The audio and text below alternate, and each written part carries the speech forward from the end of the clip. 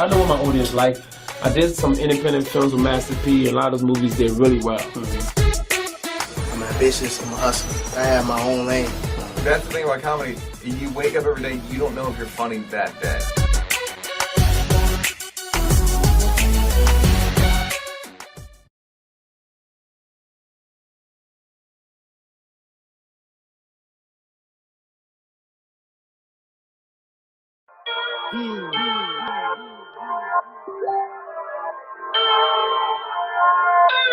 We ain't beefing, I don't want no smoke. It ain't no secret, they know all of us are dope. And our people need us, we can't let them fight this battle alone. We done lost some folks and we can't lose no more. So I'ma be breaking bread, making plans, building with my brothers. Breaking bread, making plans, building with my brothers. Breaking bread, making plans, building with my brothers. Breaking bread, making plans, breaking bread, making plans. You've been lied to. You've been told that the enemy stands beside you. Your neighbor is your rival. That's what they use to divide you. But I ain't beefing with nobody that got the same problems I do. Don't always work, but I try to. I can be prideful when I often lose my cool, but I choose to commit to being better so we can eat together. Cause compared to black lives, our beef don't really matter. The day of us fighting each other is over. Wish they love my folks like they loving my culture. But we ain't even pressed, I ain't even gon' hold ya. We don't need your stamp, we co-signing our own stuff. Don't need permission, you dealing with grown-ups. And our ancestors, they told us you owe us. So we here to collect, make the check out the black crowd and no one. You ain't beefing, I don't want no smoke. It ain't no secret, they know all of us are dope. And our people need us, we can't let them fight this battle alone. We done lost some folks and we. Alright, here we go, ladies and gentlemen. There it is, there it is. What's our opening theme song? Welcome to the program. Let's go live. My name is Lamont King, and you are now live. We do this Monday through Friday, 6 to 7 p.m. East Coast time. I appreciate y'all for tuning in. Good to see you. Welcome back. It's been a minute. Now, before y'all get all into your conspiracy theories or whatever, the missing show yesterday was weather related. Had nothing to do with my dealings with Ellen DeGeneres. It was weather related. We had to take a break. Don't worry about it. Good to see y'all. All right, let's go through housekeeping real quick, man. We got a lot to catch up on, a lot to get into, some headlines. Got a special guest coming to drop some info on us, and we're looking to hear from the Big Zo Talks a little bit later as well. So right now, download the Humor Mill app. We are streaming live inside the app. One of the greatest comedy and news and entertainment sites is now an app, and they stream the show. So get that and download that. And also, we are broadcasting live from the newly renovated, new and improved Drunken Fruit Studios right here, ladies and gentlemen. Give applause for that. We got to visit them, our long-term sponsor. They are now they have naming rights to the studio. Drunken Fruit Studios, ladies and gentlemen. Good to see you. All right. It was a crazy weekend. It was a crazy week. Already. We didn't even get started yet, man. But there's a couple things I wanted to talk about. Schools in Georgia going back. There's this one county, man. They released a photo of the school kids in the hallway. Got to get your thoughts on that. There was a major explosion today in Lebanon, Beirut, Lebanon. A lot of questions to be asked. We may go over the footage and try to piece together what we think may have happened. Of course, there's big shakeup at the Ellen DeGeneres show, and also some funny stories from in and around the web we're going to touch on, get your opinion on. Make sure you lock us down. We got the Patreon going. Go over there to get all the content all in one place. And also, this show is 100% viewer supported by viewers like you. You can slide us $1, a loose single, a loosie, if you will, $ Lamont King 06. That's at the Cash App. And all that money is going to production costs. We want to do some things here with the show, and we can't do them without you. So we appreciate that. And if you see something, share something. We're doing something new this time. We're only streaming right now in the secret, not secret, but the private Facebook group. Because content is on demand, man. So if you want to be a part of this, you'll make that extra effort to go get it. So Tiny Closet Studio, shout out to everybody watching the show in the Tiny Closet Studios Facebook group. Thumbs up in the chat, and also YouTube, because I got to get them numbers up. We on the way to 1,000. We're not far. As soon as we get to 1,000, we can do a whole bunch of other stuff. So it's good to see y'all, and shout out to our executive producer, Mr. Clarkson, in the building. Welcome back, sir. Good to see you. All right, let's get to it, man. Story number one is something I found real interesting, and I wanted to talk about this whole TikTok thing, right? And I know a lot of you are on it. Your kids are on it, nieces and nephews, whatever have you. It used to be. So here's the thing. Do you remember the thing we used to see kids doing the music lip syncing to clips that already were in existence? It was called Musical.ly. Okay, that's TikTok, right? So there's a beef. Your president has a beef. He's in the middle of a trade war with China. And so because of that, he's pulling out all the stops and doing whatever he can do. So one of the things he's doing is saying, I'm going to ban TikTok September 15th. If you don't sell it, I'm going to ban it. Right. So those are the headlines that came out this week for TikTok. They're under the gun. There are a couple companies looking out to bid. One of them is Microsoft. And it just made me, when I watched the story, I just was like, I don't understand it. What is he doing? What does it mean for the millions and millions of users that are on it? And what do we call this thing? So I had to reach out, put a call out to somebody that was savvy in game design. I mean, the gaming industry, I guess, app design and tech. And I came up with the big homie from the West Coast. Ladies and gentlemen, please welcome to the program, Mr. Ray McKenzie. Can you hear me? Volume is out. Hold on. Let's see. Keep going. We had you in the test. We did a whole test. All right, come on back in.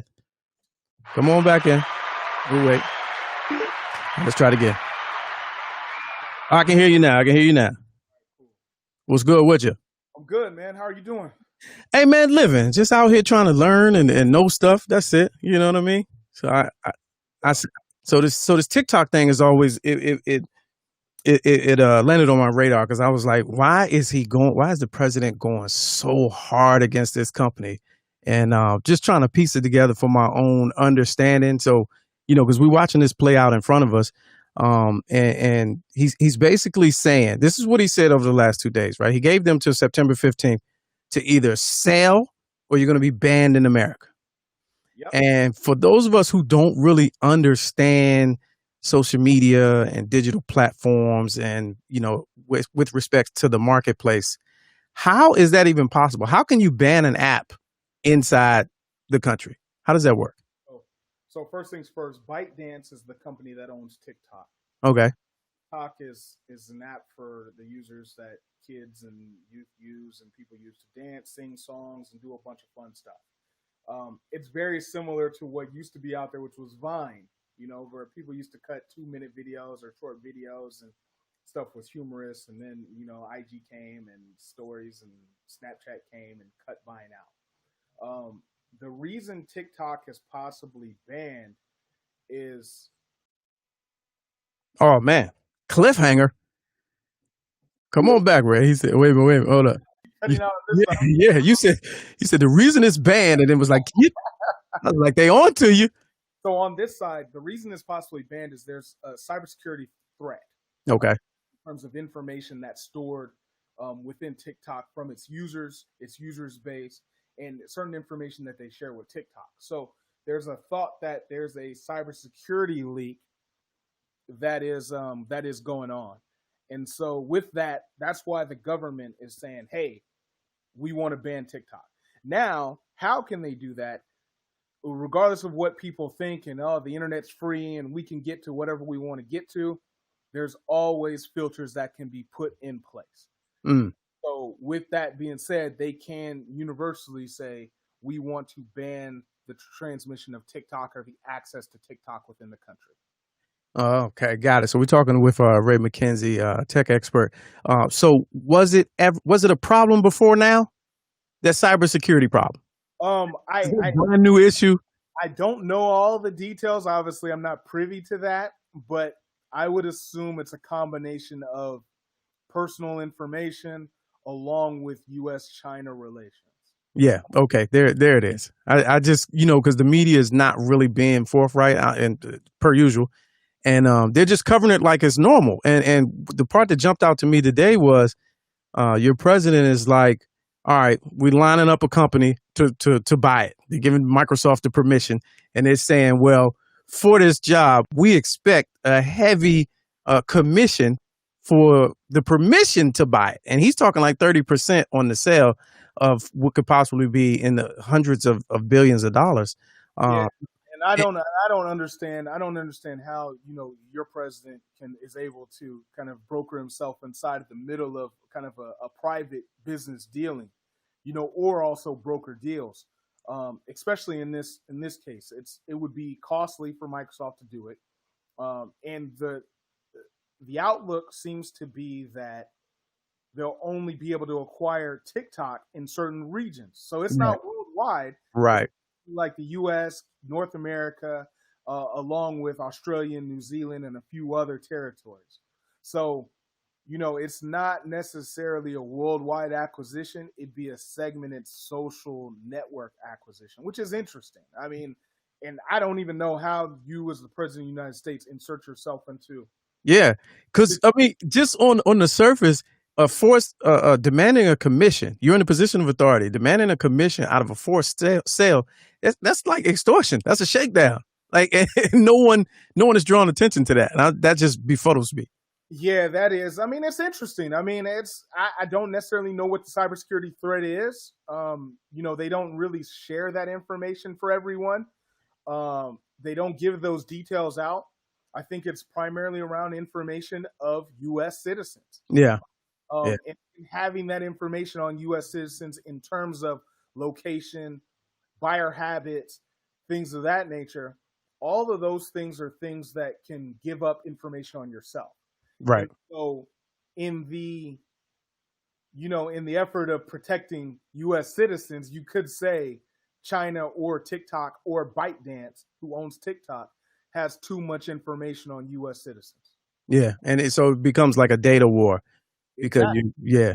Everything is about personal identifiable information, or what people call PII. But to that point though, once you give it away, isn't it gone? So it doesn't matter now. They'll still have access. Let's say they backed it up because they're going to sell their database or whatever have you. Let's say they backed it up. Can't they still have access to it? They could have access to it, but our information changes on a regular basis. Like if you're utilizing almost any social media app, it's running in the background. And so if it's running in the background of your phone, it probably knows where you're at, where you're going, or what your patterns are, or a trend as a user. And so you ever select an ad on Facebook, and then next thing you know, you get 5 other companies that are just like that ad. Right. So they know where you're going, who you're visiting, who you're talking to. All of those location specifics are within those applications that are running on your phone. Now, what is the end game? What do you think is, just from someone that's in the industry, what do you think is the end game? Because this is, to me, it's like a slippery slope. If he does it to one, he can do it to others, correct? No, from an international point of view, yeah, that's possible. So I think one of your listeners was saying, "Hey, how is TikTok any different from Facebook?" Facebook is a wholly owned U.S. company. Mm.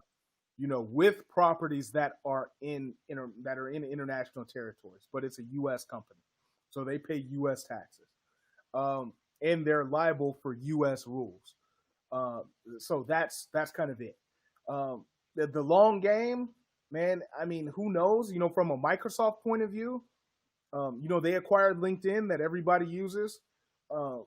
Maybe they tie TikTok into the Xbox gaming platform, social media gaming platforms.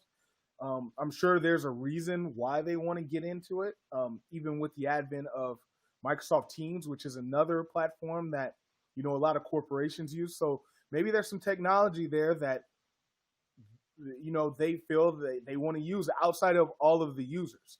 Well, what I was I, I was reading today. That Microsoft, they acquired LinkedIn for like 27 billion. They have 134 billion cash available to throw at TikTok.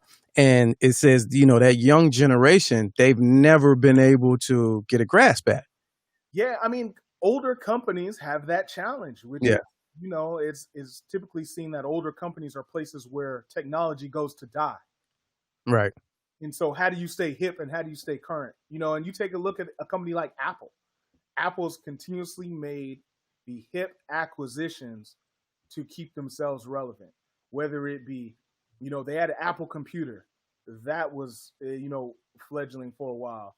Then next thing you know, they come out with the iPhone. Then next thing you know, they come out with the iWatch. Then they come out with the Apple Watch. And then next thing you know, they come out with and buy Beats. So these are popular hip brands that people want to acquire. Microsoft has always had a challenge with doing that, simply because it's a corporate software type of company, and some stuff is just not flashy outside of Xbox. Right. All right, now let's talk about you for a second. Ray McKenzie, tech expert. You just launched a new endeavor by way of a customer service management platform called Starting Point. Tell us a little bit about that. Yeah, so I just launched a new company named Starting Point. The website is www.startingpoint.ai.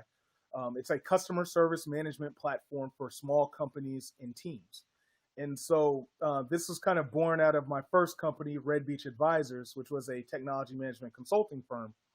And what we wanted to do was we wanted to build a software that would help small to medium businesses control their customer service engagement without having a lot of code, without having a lot of...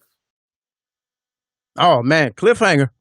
It's a show full of cliffhangers. Soon as you start giving, soon as you start giving up that good shit, it just go.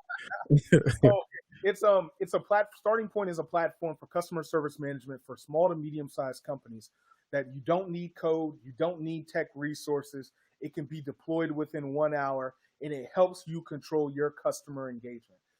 We saw a gap with small to medium sized companies and teams, to where if they wanted to use a software as extra complex, you needed hours to customize it.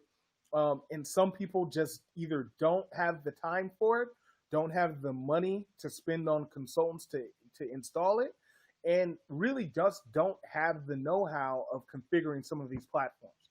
And so we built something that's easy. It's at www.startingpoint.ai. Everyone check it out. And if you'd like a demo, definitely fill out the demo form and we'll get one for you. Startingpoint.ai, www. Mr. Clarkson, if you could rock that for me real quick in the chat. So talk about some of the challenges you face as a Black man in tech. I mean, that sounds, just the way you broke it down, sounds pretty ambitious and innovative. What are the challenges that you face trying to bring something like that to the marketplace? I hope it doesn't cut me off talking about that. Right. Yeah, right. Gosh, I've been in technology for about the past 20 years. Okay. I worked for a lot of companies between San Francisco and Washington, D.C. So I was on a plane every 2 weeks. I started out really young. I got on with the early stage startup, and then we were wildly successful. And then my career just kind of kept going. Now, my challenge was I was really young, and I was always in a room full of people who were 45, 50, 55, 60, and they didn't look like me. And so it was always, who's this young Black guy that's in the room who has opinions and who's kind of telling us what's going on? Oh, yeah. Cliffhanger number 3 is a show full of cliffhangers. Man, not the tech guy with the tech problems. And so, that it was just, it was always a challenge, just being the young Black guy in the room. Right. Just the young Black guy that is ambitious, who knows what's going on, who's probably outperforming a lot of people, has great ideas, but it's just a continuous challenge. Got it. But my thing was, hey, if you're not going to bring me into the C-suite room just off accomplishments, then I'll just go create my own. Right. That's how I created Red Beach Advisors. And now I've created Starting Point. Now, in closing, and that's startingpoint.ai for you small business owners looking for a customer service management platform. To your last point, you decided to create your own. Is it time for more platforms made by people like us, to go at Twitter, to go at Facebook? Are they behemoths? Are they unbeatable? Or could somebody come out the woodworks with something interesting and captivating and really go at them and take some of their market share? I think it's possible.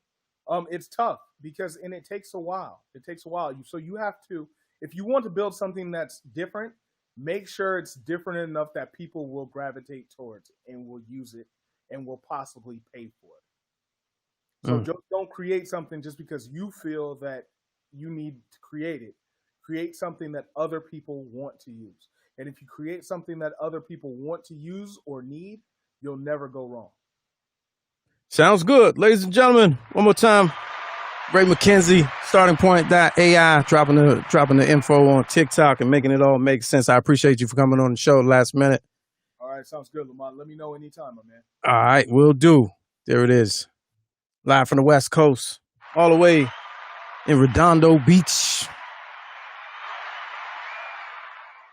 The homie. All right, y'all. Moving on. Let's see here. Yeah, you gotta get his G's up. Tell the tech guy to get his G's up. Need his G's up. We always say, man, when you got tech issues, it's because you're not running the right G's. We on everybody else on 5G. You on 3.5. Get your G's up. That's the whole key. That's the future right there. All right, let me touch on this right real quick as we await the big Zoe, because I'm sure he'll be checking in pretty soon. All right, a couple stories I wanted to get to y'all. I'm frozen now. Am I? Wait a minute. What about now? Thumbs up on the chat if y'all can see me. Thumbs up on the chat. Oh, let me change. How about this? I'm on 60 frames per second. Am I still frozen? Thumbs up on the chat. Here we go. Oh, man. Let's not do this.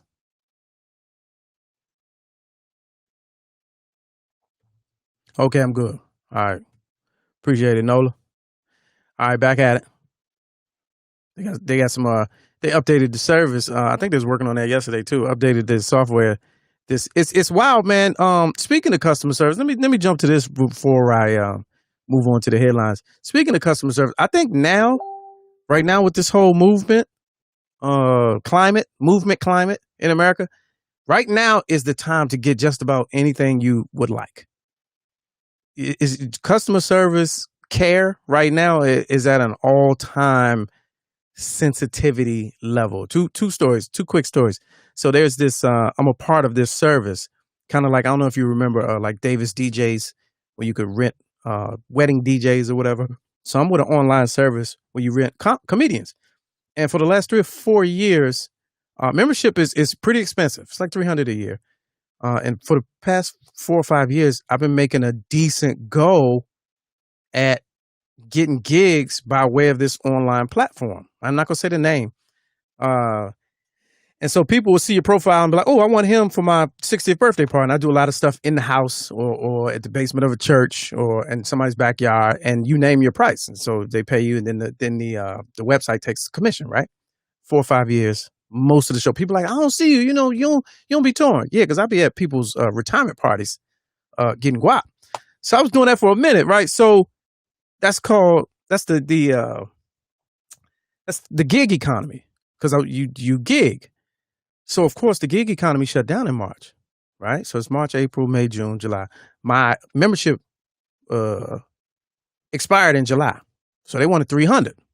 I've been with them for 6-7 years. So he wanted that $300 immediately. I'm talking 2 emails every hour, phone calls every morning from unlisted numbers. And so finally I opened and read one, and it was like, if you don't pay your account, it won't be up to date, and we're going to cancel you. They hit me with that 2 times. I hit them back. I was like, hey, I hope all is well with you and yours. I said, but unfortunately, I make my living in the gig economy, and I haven't had a gig since March. So instead of coming to me threatening me to cancel my account, why wouldn't you come and extend some type of payment plan with me? Right? Signed, Lamont King. Man, when I tell you they've been calling for the last 3 days, apologizing, I'm talking about leaving voicemail. Y'all don't even leave voicemails. You don't even leave voicemails of people you know. They've been calling, apologizing, sending emails. The last one was the funniest. The last one was like, we appreciate your loyalty. We apologize for any insensitivity that this is a major company. Any insensitivity that the company may have displayed towards you as one of our valued members.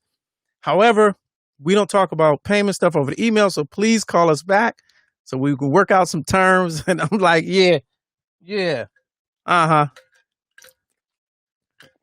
I'm the product. People, you got to realize, a lot of times you're the product, man. In commerce, in the marketplace, these businesses and companies cannot work without you. So you got to let them know. And that's the customer service. So I said all that to say the second example was this streaming platform that we're hit right now. And so y'all remember about a month ago when we was having all these tech problems, I kept emailing. I was like, I pay too much. I'm going to leave to your competitor. So funny thing, the reason why I said they probably was updating the site yesterday, because every time they hit me and ask me, those little closeout surveys, what did you think about our troubleshooting? Do you have any suggestions? I give them suggestions of things that other platforms, streaming platforms do that they don't. And guess what? They do them now. Like within the last week, they changed. I'm in HD now. They got me in HD. I was like, so-and-so platform, they allow you to toggle between HD and regular 780p and 1080. Next thing, it was an update yesterday. It was like, guess what? You now can stream in 1080p. I was like, oh, okay. Customer service, ladies and gentlemen. You got to ask for what you want. And we need to take the same approach in November. You like that segue? I keep seeing all this hold the vote and Ice Cube and T.I. and Kanye hold the vote. The Democrat Biden don't automatically get the vote unless we lay some tangibles on the thing. Put the tangibles on the table or you don't get the vote. Are they the same tangibles that you ain't laying on the Republicans' table? Like what? I don't get it. Who you holding hostage to vote for? If they're tangibles, come up with them and throw them on everybody's table. Not just one table. Throw them on everybody's table. Y'all not holding Don's feet to the fire. But you go, Joe Biden, you don't get our vote until you take a look at these tangibles. No, what? They ain't bringing no tangibles to Don's table. You just writing him off as a weirdo and a loser, as opposed to jacking him up. And be like, hey, man, everything you say or do ain't going to happen until you get with these tangibles. Come on, man. Customer service. The customer is always right. You have the buying power. All right. So here we go.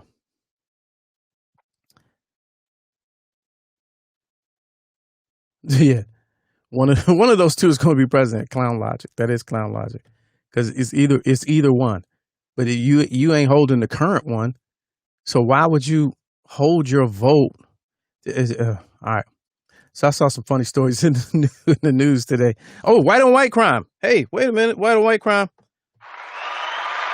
I saw some white on white crime on the news today. They need to stop it. It's too much. You need to stop this white on white crime. Let's talk about it.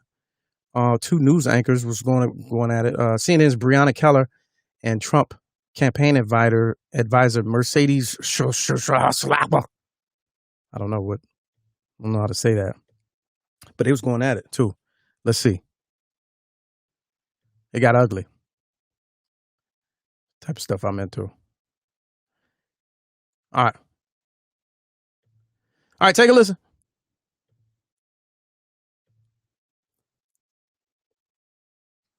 I get my G's up. Mercedes Schlapp is her name. And she got the verbal slap down.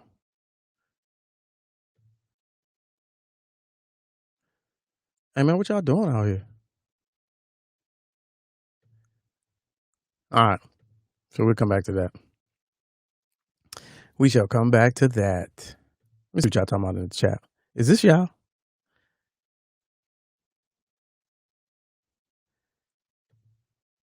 Where'd he go at? I was just playing him too. Twitter launching. As soon as I say something, see, that's how I go. All right, we gotta come back to that. Y'all blew it. All right, next story. I thought this was interesting. You know, the PPP runs out. PPP runs out the 8th. I think the 8th. Last chance to try to get your small business assistance or whatever. Well, how about this guy right here in Florida? This Florida guy in Florida news. You know, you ever seen the Twitter feed of Florida man? Here we go. In Florida news, this guy right here, man, funny situation. So he went and bought a Porsche with a fake check he printed from his home computer. This is how wild. This is what's going on out there.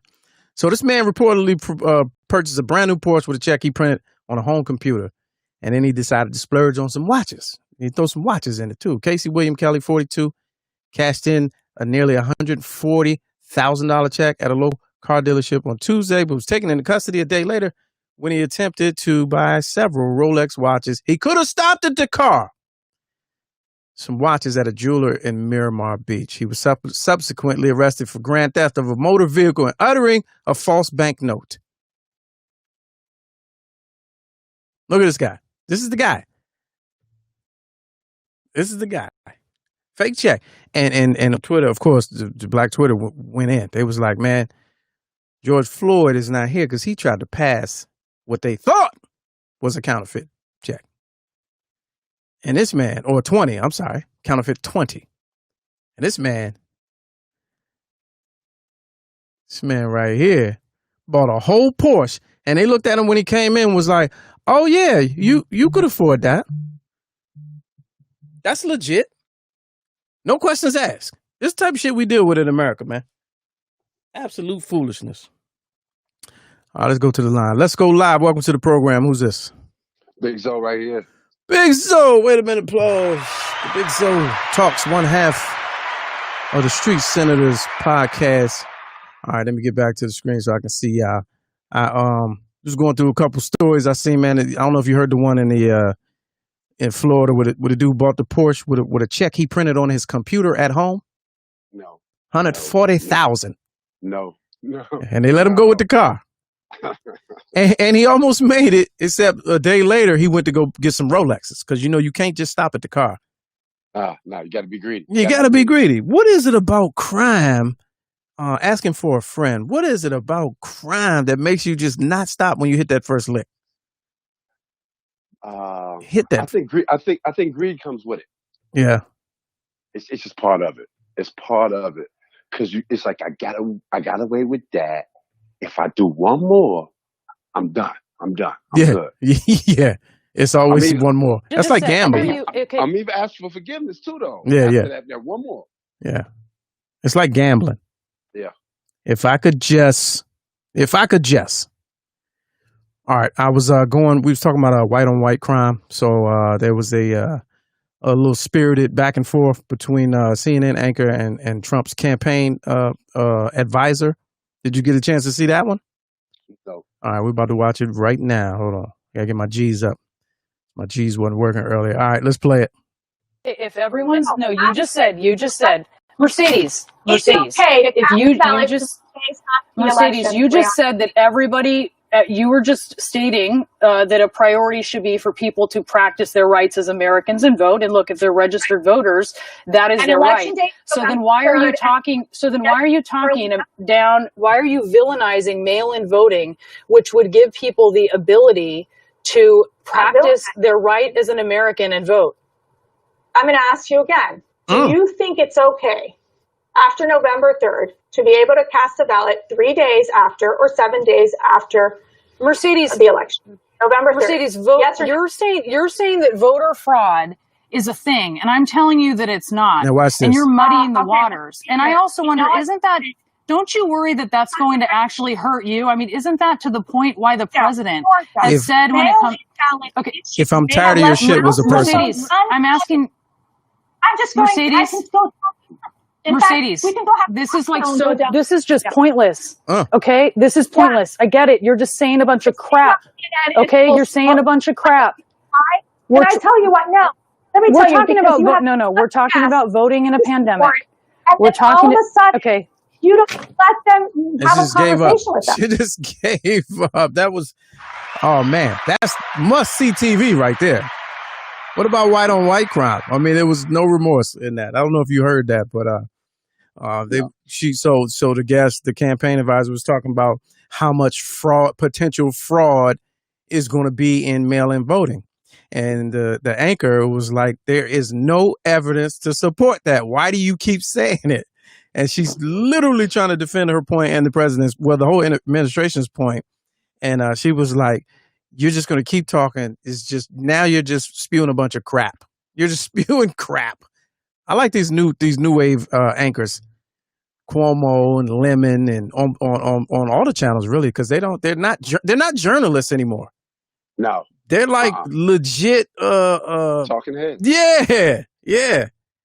It's nothing about her that says journalist. she's entertainment. Yeah. That, I mean, if you really listen, like if you sit there and watch, especially when Cuomo and Lemon and what's my homegirl name on MSNBC, the latest Joy Reid, not Joy Reid, but Joy Reid is another one. The little Mary Lou Retton joint. Rachel Maddow. Yeah. When they get on one, it really sounds like they're doing a monologue, like they are auditioning. Yeah. You know, it's wild that you said that, because I think what Jon Stewart did with The Daily Show, he was so newsy and did it better. Yeah. That the news people start being entertainers and jokey joke. Yep. And trying to compete, and because it's like, wait a minute, he was funny and was doing the news better. And killing them in ratings. So he really changed the game, like from satire and to the real news landscape. He changed the game. I forget that. And then Colbert came right behind him. And he was a feature on the show. Right. Wound up doing his own show and had a little more of a different spin on his shtick. Yeah, he did. A little ultra conservative, but really wasn't. But still played that whole role and won with it. He did win. And now with the Late Show that he does, I mean, he doesn't. That 4 days out of the week is his opening 10-minute monologue is on Trump. 4 days out of the week, which is so much material. Yeah, so much material. But that's kind of, it get kind of, after a while, it's like, how much can you? Well, then again, you never runs out. He never runs out of never runs out of material, I guess. Nah. I mean, but it's like you beating the dead horse. Right? That's what I mean. Yeah. You're beating the dead horse, and it's like, for people who aren't buffs, they don't care. It's like, how is the president and the administration going to help us? We don't care about what he said yesterday. We don't care about what he thought about last week or what he tweeted. We want to know how we going to get some help, because they stopping this money here. They getting funny with the unemployment. We still got groceries to buy. We don't know if the kids is going to school. We need some help. We don't care what jokey jokes y'all got. Right. People taking it personal too. Especially people like it. There's a large group. The group that fascinates me the most is this large group who was with him in 2015 and 2016 and even voted and are absolutely disgusted by him. Like they make me giddy with joy when I hear them talk, because I'm like, you did this. You did this. You were so trying to make a statement, or you were so just either disillusioned or just into your own self-interest that you really didn't see this coming, didn't see this happening.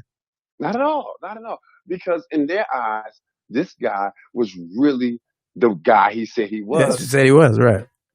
They really took him for his word. I'm not a politician. I'm going to clean up DC. I'm going to filter. I'm going to filter DC. I'm all the stuff he said. Drain the swamp and all that. Yeah. Drain the swamp. They really believe. I mean, we talked about how many people said they never voted.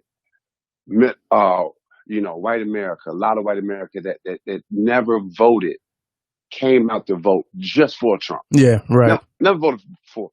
And some of those people are the ones that you're talking about. Then there's the other half of them who said, you know what?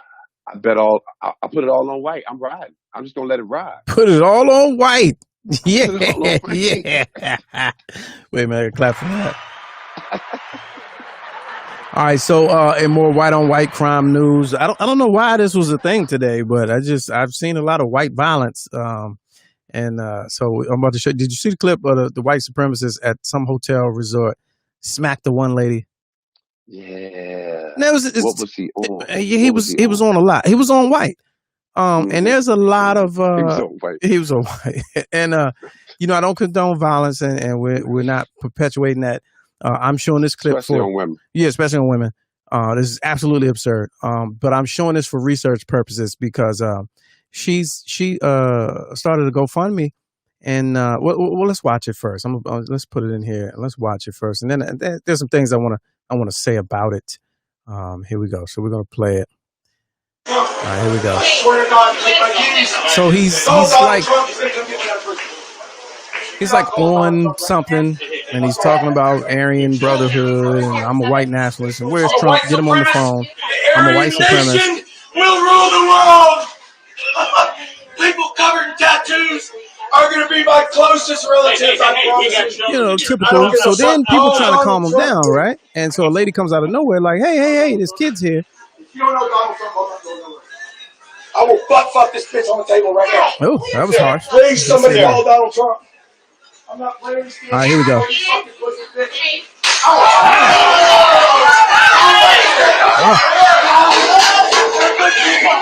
I had to show that for context.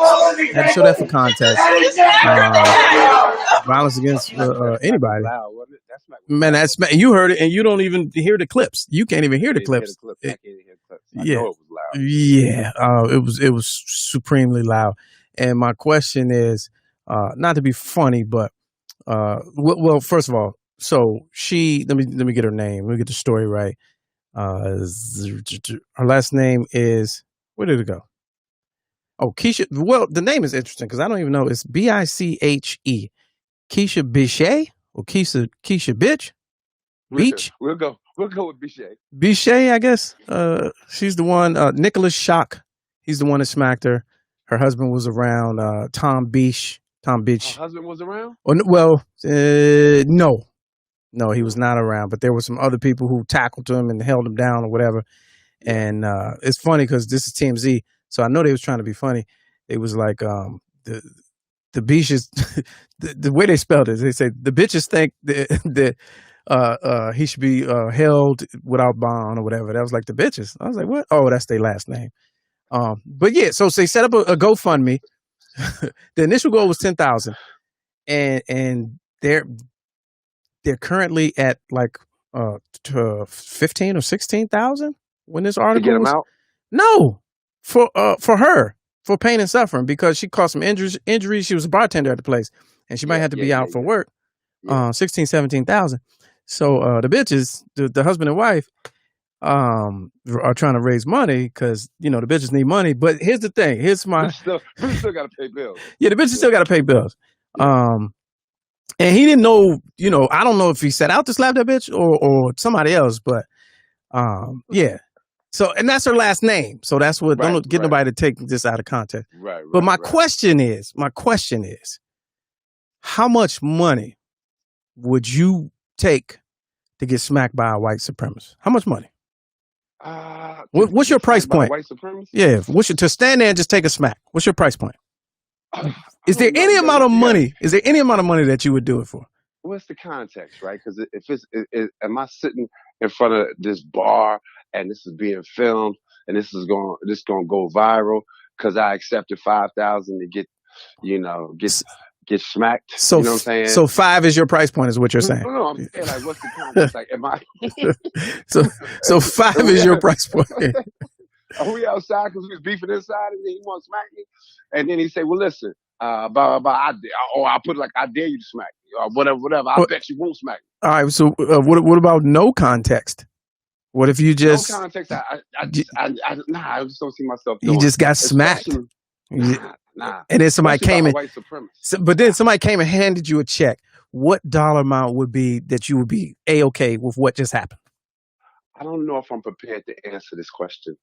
I just don't have Oh, because I want to be, that's I want to tough. come from, I really want to be honest, but I got to think about it. Mm. Because, most people say nothing. Yeah, right. Blah, blah, blah, blah, blah. Nah, you got a price point. You definitely got a price point. I do. But what's even, if they caught me, well, go ahead. What's even worse is, since you were a little kid, you got that question asked to you. So how much would it take for you to get with a dude or get with the same sex or whatever? You get that question, kids playing around. It's a little different. It's totally different. Yeah, it's a little different. Totally different. Yeah. But that's what I'm saying. That's what I'm saying, because I can think it through and I can come to an answer with that and not feel no kind of way. Right. So for me, it is okay. No context. It's just the slap came and went, and before I could react, somebody came and was like, "Whoa! We were just doing an experiment. Here's 20 G's." Uh-huh. I feel like I might be okay. Yeah. I might be okay with that. Mm-hmm. They now, like is it going viral or is it? If it's going viral, it's got that money. Dollar amount's got to be higher. It has to be higher. Mm-hmm.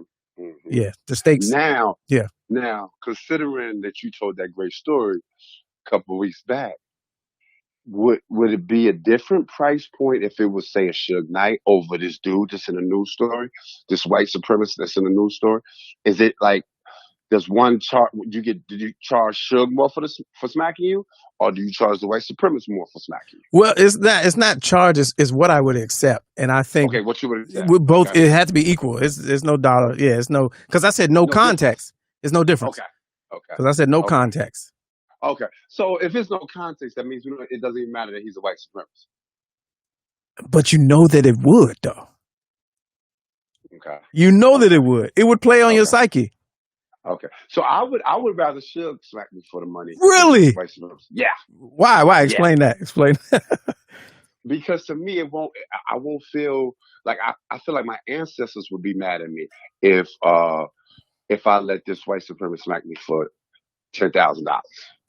I think if I let Suge smack me for $10,000, they, some people might pound me up. Yeah, I would have did it too, bro.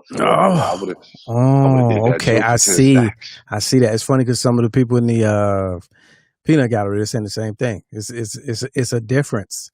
Yeah, it's a big difference. It's a difference. Big difference. Big difference.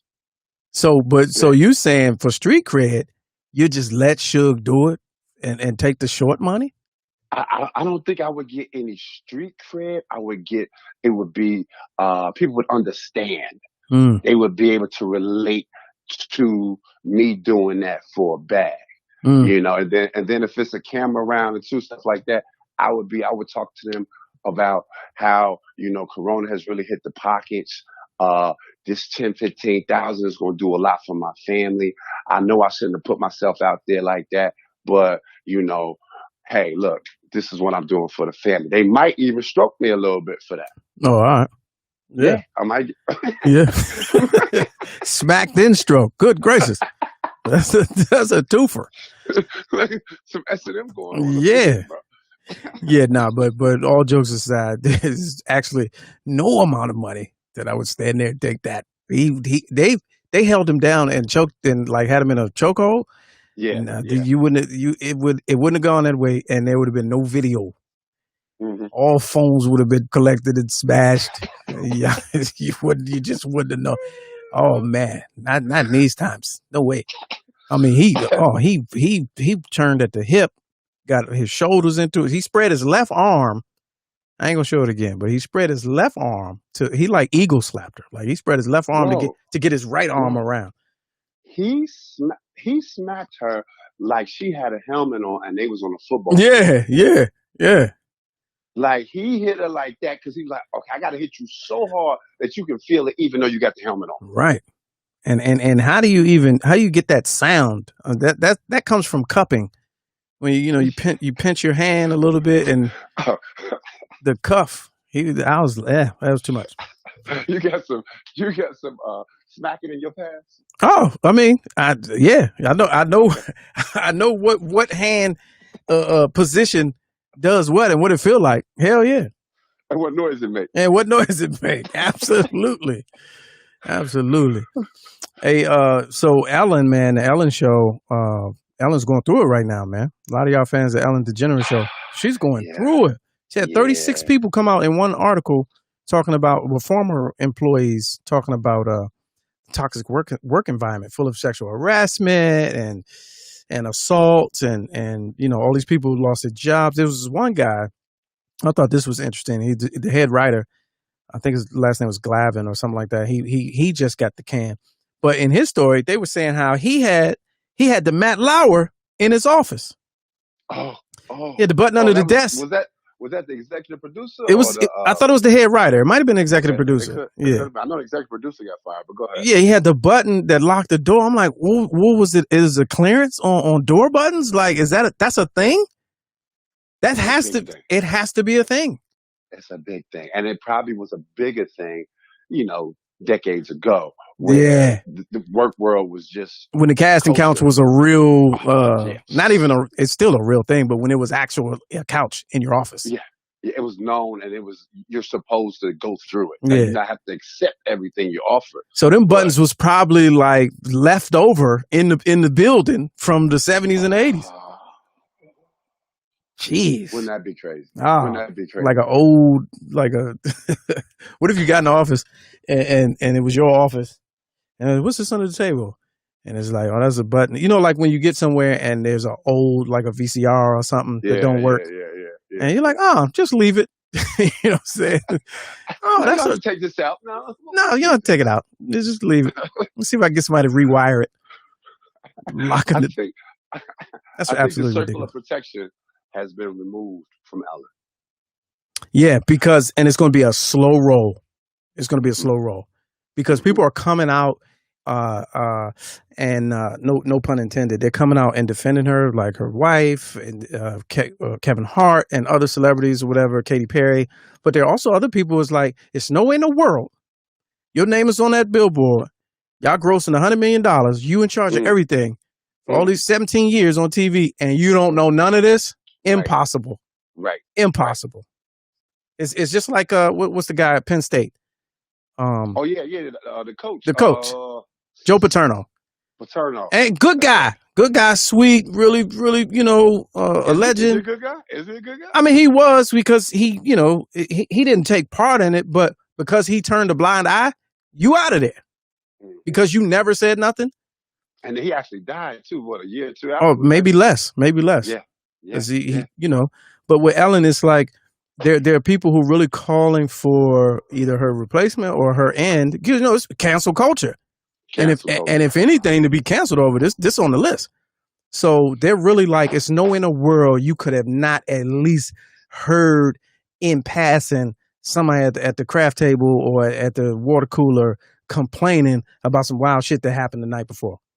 But let's keep it 100. She's gotten away with a lot of stuff because of the flag she raises, and because she plays nice and she's cutesy, and she her community, they all about serving and protecting, especially one of theirs, right? And she raised the flag early, so she got protection, layers of it. There was something that she said no to. Or she did that they just couldn't, they didn't want to deal with it no more, that they moved that circle of protection. Oh wow. Oh, okay. Yeah. You're going somewhere else with it. Yeah. Okay. Yeah. I mean, let's just think about some of the stuff she used to get away with on TV with the cameras on her. That if she was a man, or even if she was a straight woman, especially in 2020 or even in 2019, it would have been like, no, we're not doing that no more. I'm not just talking about verbal remarks. I'm talking about physical touching, dancing on people, putting her booty on people, and all that. No, grabbing, yeah, grabbing boobs, grabbing taters, whatever you want to say. She was doing all that. What's the girl's name that was on the tall Brazilian joint that be overdoing her accent? From Modern Family. Yeah. I don't know her name, but I know you're talking about. I seen a clip. Colombian joint. Yeah. I seen a clip with her, and I was just like, bro. It is no way that Fallon, Kimmel, none of these people. I mean, even some of the little slick stuff Oprah be doing when she be grabbing girls and even like, and even dudes like Jamie Foxx and Kevin Hart and be putting that, smushing their head in between her titties like, man, come here, I love you. You know what I'm saying? And it comes off because she's older and she's more maternal that she gets away with that. Some people might say, well, she's not assaulting them. But what if they didn't want to be all in between her chest? Oh, right. So with the executive producer, his the grievances against him was in the control room. When your segment was running, if you're like a producer, if your segment was running, he'd be like, "Hey, come here, let's watch and celebrate," and he'd tell you to sit on his lap. And I'm like, who's doing that? Nobody. You ain't the mall Santa. What grown man is doing that? And the dude, one of the whistleblowers was a guy. Yeah. And he said because the head writer kept trying to corner him and kiss him in the mouth. I'm like, what movies are y'all watching? Like, where in 20 anything past 2011, you think that shit can still fly? But you, as you can tell, it was like, you know, it was no checks and balances. Obviously, no, right. And like you said, there's no way that they could have been doing all of that craziness, and a lot of them could have been kept away from her, because if you think of it, people like Steve Harvey, we've heard stories about Steve Harvey and how they kind of like, they're all chummy when the cameras is on, but when they go backstage and they get in their offices, nobody can really even talk to them. Right. They be the bigger stars than the people that they interview. Right. You know what I'm saying? So there got to be some possibilities that she could have missed a lot of that. Yeah. Because if it's only a few people that can talk to her, and the few people that can talk to her are the ones doing it, how's she hearing? She hearing it. All right, there it is. The Big Zoe, one half of Street Senators podcast. Happy every day, bro. I hit the wrong. I was looking for the applause. Hold on a second. Got to give you your applause. There we go. One half of the Street Senators podcast. If y'all want more juiciness, you just gotta. Hey, you gotta stay. We can't give you all of it. Can't give you all of it. So yeah, man, it's the man with the plan right there. Appreciate you, Big Zoe. All right, bro. Yeah. All right, ladies and gentlemen, we have come to the end of the program. I want to throw something on real quick. My man Joe Jack, and close out with some funny, man. Joe Jack, mayor of the Green Line in D.C., got the D.C. word of the week. Take it away, Joe. Oh, wait a minute. There we go. D.C. word of the week. All right, let's get it. That Bama hit me about 7 this morning. I was asleep like a Oh, Slim, I'm gonna need my $7. This pandemic got my pockets looking funny. For real. I'm at my Uncle Elwood's 70th birthday gathering this weekend. The DJ played You'll Never Find about 7 times. I say, Slim, you lost it. Little shorty I'm messing with round Wheeler Road gonna get mad at me, cause the 7-year-old gonna tell me when my father get out of jail, he gonna shoot you. I say, young, by the time your father get out of jail, I'ma be dead. Little smart mouth, 6-year-old ass Bama. What you mean you shouldn't have got fired? Shit, you missed 7 days. 7 days in a row.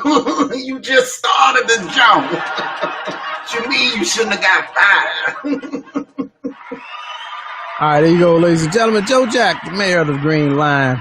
DC word of the week is 7. All right, now we like to leave with a word from an elder in a segment that I like to call Hi Dad. Happy everyday, brothers and sisters. This is Alpha Papa with today's reflection. Sharing Part 2. Last week I asked the listeners of Let's Go Live to share with your host, Lamont, things that keep you sane during these difficult times. This weekend, I realized that I left out a major coping remedy that has helped me through these trying times. Writing and recording my reflections for this show has helped me in that I am able to release thoughts that I have suppressed over the years. I am thankful Lamont has allowed me to voice some of my concerns on his show. Some of my past experiences that I share with you are new to my children as well. The movement did not just start this year. I was in it hard during the 50s, 60s, and 70s. Since then, I have used my pen as my choice of weapon in this fight for our human rights. Thank you, Lamont, for allowing me to be a part of your enlightening and informative show. Let's go live. Peace and blessings. Alpha Papa signing off. All right, there it is, ladies and gentlemen. That's the program for today. I appreciate everybody, all my new people checking out the show. This is what you get. Thank you for tuning in to my guest, Ray McKenzie, and also the Big Zoe. Thank you again for coming on. And leave, if you're watching on YouTube, leave in the comments things that have kept you sane during quarantine, things that has kept you sane during quarantine. And I'm going to take the best ones and we're going to talk about them on the next show. In the meantime, Roland Martin was supposed to be on the show, but we ran out of time. Roland, we'll try to get you on the next show, man. For everybody else, be safe, man. Have a good evening. Man, I'm just working, man. I know what my audience like. I did some independent films with Master P. A lot of those movies did really well. I'm ambitious. I'm a hustler. I have my own lane. That's the thing about comedy. You wake up every day, you don't know if you're funny that day.